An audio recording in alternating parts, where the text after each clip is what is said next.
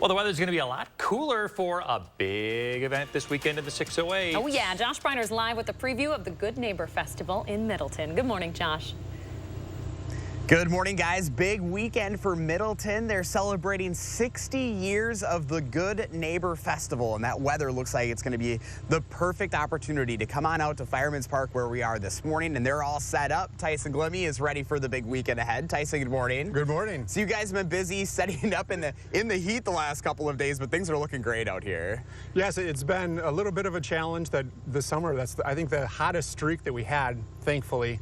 But for setting up in an open grounds, it makes it a little bit difficult. We have a lot of water that we drink. We have some coolers that we could sit in after we get some setup going. So we were prepared, and it just speaks a lot to the organizations that set this program or set this festival up, that they're that dedicated. If you look around the grounds, the amount of time that goes in, and all of the time is volunteer hours. So from every stake you see pounded, every fence you see put up, every sign you see put up, the stage being set up, all the bars set up, all of it is volunteer time that wouldn't be possible without our sponsors helping us put this together. You know, when you think of 60 years of this festival, the history there is pretty cool to see how this has all changed over the years. Yes, and it gets into the community of it. We were talking a little bit before about the 7 philanthropic organizations that put this together, but if you go back in the history of the festival, all those groups worked on their own individual festivals as remote islands of these festivals, and our predecessors came together and say, wait a minute,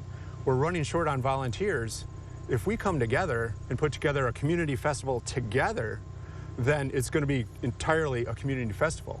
And then our mayor at the time went out to the neighboring mayors to invite them to come down to the festival and participate in our parade. And that's where the Good Neighbor came from. The Good Neighbor Festival came from inviting all the other communities in to participate in what we put together here.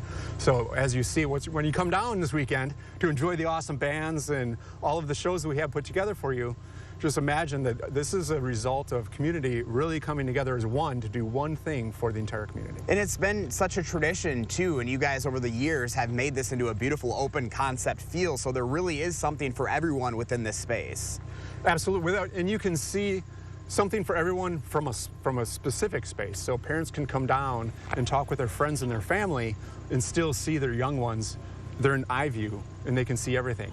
So you can walk over to the edge of the north side of the grounds and see them in the carnival and still watch a movie at the same time and really participate as a family or an extended family or a group of friends. The amount of friends that we have, I'm normally working in the festival quite a bit, but I see most of my friends are on the festival grounds at any given time. So how many times can you go to one festival, support 7 different programs, support the community for a year, and then also see all of your friends and talk and have a good time? Yeah. So it's a pretty amazing festival. Well, awesome. Congrats on 60 years. That's a huge accomplishment, and it's going to be a great weekend weather-wise. Yeah, it's going to be a perfect weekend weather-wise. Perfect weekend to come on out. Tyson, appreciate your time here this morning. If you're interested in coming out to the Good Neighbor Festival, I've got a link to their schedule up on channel3000.com this morning. Again, that weather is looking fantastic. We're actually dealing with a little bit of mist right now in Fireman's Park, so I'll be curious to see Kelly's forecast and if you guys are seeing that down at the studio as well right now. Interesting. Yeah, a few things are fizzling out as they're starting to push to the viewing area. Still a little humid out there this morning, some moisture hanging around in there. Look at me talking like I'm a meteorologist or something. No, I mean, Josh Breiner, live in Middleton this morning. Thanks, Josh. Remember to let Josh know what inspires you in the 608. You can reach out to him on social media or shoot him an email.